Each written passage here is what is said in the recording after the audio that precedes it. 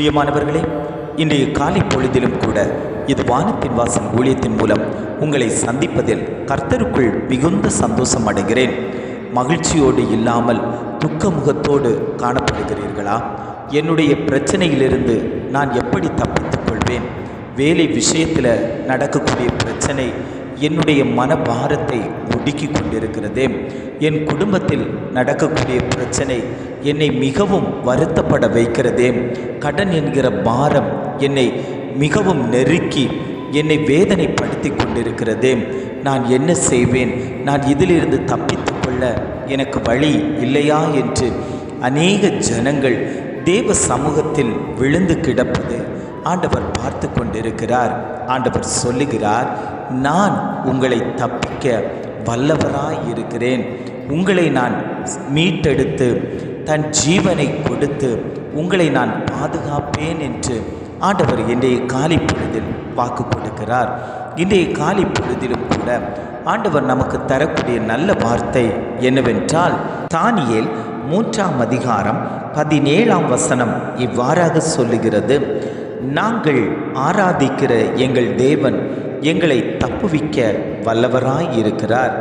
நாங்கள் ஆராதிக்கிற எங்கள் தேவன் எங்களை தப்புவிக்க வல்லவராய் இருக்கிறார். நாம் ஆராதித்து கொண்டிருக்கக்கூடிய இயேசு நம்மை தப்புவிக்க வல்லவராய் இருக்கிறார். அவர் நம்மை தப்புவிக்கிற தேவன். நம்மை இக்கட்டுகளிலிருந்து தப்புவித்து வெளியே கொண்டு வருகிற தேவனைத்தான் நாம் ஆராதித்து கொண்டிருக்கிறோம். மற்ற தெய்வங்களை விடவும் நம்முடைய தெய்வம் உயிருள்ள தேவன். கல்லையும் மண்ணையும் வணங்கி கொண்டு விக்கிரகத்துக்கு முன்னாடி விழுந்து கிடக்கக்கூடிய அநேக ஜனங்கள் பாவத்துக்குள்ளாடி இடறி போகும்போது உண்மையான தேவனை ஆராதித்து கொண்டு விடுதலையை பெற்று கொண்டிருக்கக்கூடிய நாம் தேவனை இன்னும் அதிகமாய் மகிமைப்படுத்த வேண்டும். அவருடைய நாமத்தை சொல்லி நாம் துதிக்க வேண்டும்.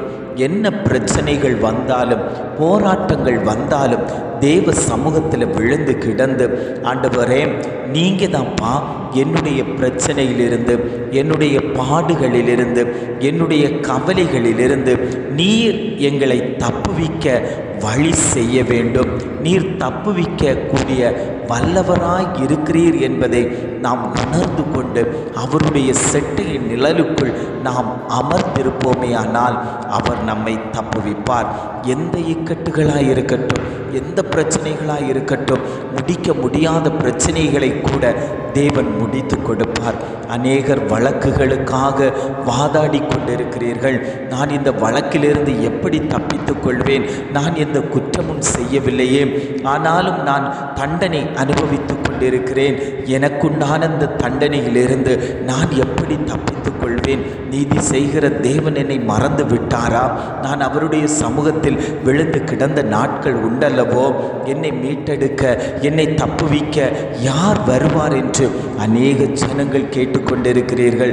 ஆண்டவர் சொல்லுகிறார், உன்னை நான் தப்புவிக்க வருவேன், உன்னை நான் மீட்டெடுக்க வருவேன், உன்னை நான் அந்த சிறையிருப்பிலிருந்து உன்னை வெளியே கொண்டு வருவேன் என்று ஆண்டவர் வாக்கு கொடுக்கிறார். அந்த வழக்கு விஷயங்கள் விரைவில் முடிவடையும். நீ தேவனை மகிமைப்படுத்துவாய் என்று ஆண்டவர் சொல்லுகிறார். கடன் பாரத்துக்குள்ளாடி அநேகர் விழுந்து கிடக்கிறார்கள். வட்டி கடன்கள், லோன் கடன்கள், இப்படி அநேக கடன்களிலிருந்து நான் எப்படி தப்பி வெளியே வர முடியும்? வேலை செய்கிற பணமெல்லாம் வீணாக வட்டிக்கென்று போய்கொண்டிருக்கிறதே என்று அநேகர் புலம்பிக் கொண்டிருக்கிறீர்கள். ஆண்டவர் சொல்லுகிறார், நான் அவைகளையெல்லாம் மாற்றி உன்னை நான் மீட்டெடுப்பேன். உனக்கு உண்டான வழிவாசலை நான் திறந்து தருவேன். நீ கடன் சுமையாய் இருப்பதற்கல்ல, நீ கடன் கொடுக்கிறவனாய் உன்னை நான் மாற்றுவேன் என்று ஆண்டவர் இன்றைய காலை பொழுதில் நமக்கு வாக்கு கொடுத்து கொண்டிருக்கிறார். நாம் உண்மையான உயிருள்ள தேவனைத்தான் ஆராதித்து கொண்டிருக்கிறோம். சாத்ராக், மேஷாக், ஆபேத்நேகோ சொல்லும்போது சொல்லக்கூடிய ஒரே விஷயம், நாங்கள் ஆராதிக்கிற தேவன் எங்களை தப்புவிப்பார். ராஜா எரிகிற அக்னி சூளையில் 7 மடங்கு தீயை கூட்டினாலும் கூட, அதிலே எங்களை கொண்டு போட்டாலும் கூட எங்களை தப்புவிக்க ஒரு நபர் உண்டு. அவர் விடுவிக்காமற் போனாலும் நாங்கள் உம்முடைய தேவர்களுக்கு ஆராதனை செய்வதுமில்லை, பணிந்து கொள்வதுமில்லை என்கிற ராஜாவாகிய உமக்கு தெரிந்திருக்க கடவுது என்று ராஜாவுக்கு முன்பாகவே சொன்னவர்கள். அந்த வைராக்கியம் நமக்கும் இருக்க வேண்டும்.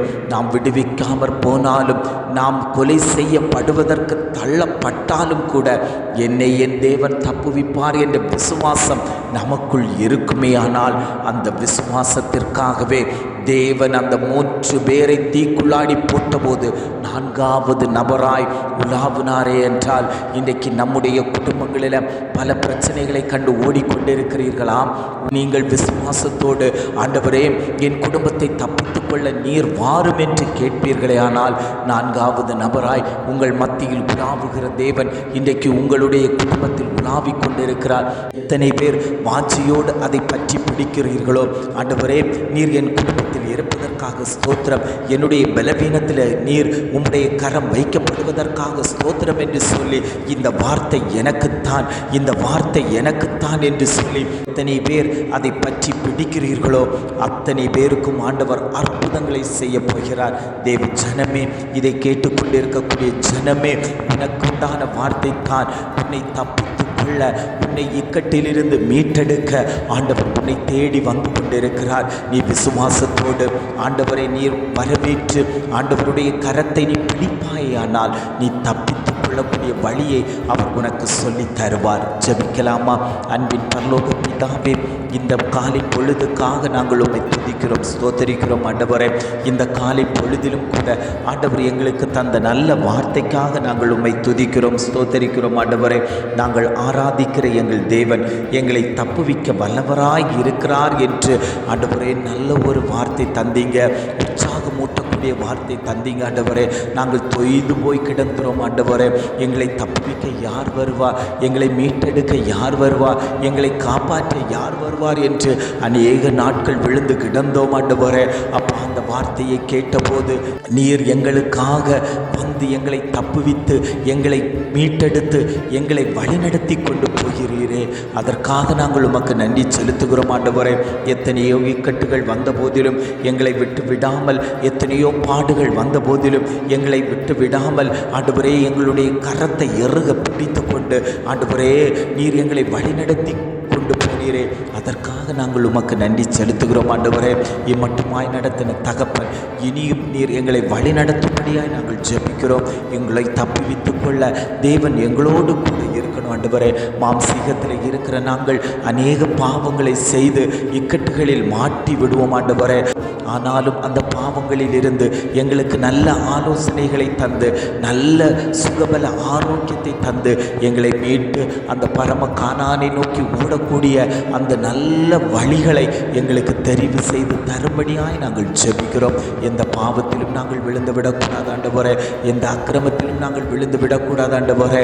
உமக்கு பிரியமான காரியங்களை செய்ய தேவன் எங்களுக்கு இரக்கம் செய்யும்படியாய் நாங்கள் ஜெபிக்கிறோம். இதை கேட்டுக்கொண்டு இருக்கக்கூடிய ஒவ்வொரு ஜனங்களையும் தேவன் ஆசீர்வதிக்கும்படியாய் நாங்கள் ஜெபிக்கிறோம். ஆண்டவரே, அவர்களுக்கு தேவையான எல்லாவற்றையும் தேவன் செய்து கொடுக்கும்படியாய் நாங்கள் ஜெபிக்கிறோம். எங்களை தாழ்த்தி தருகிறோம்.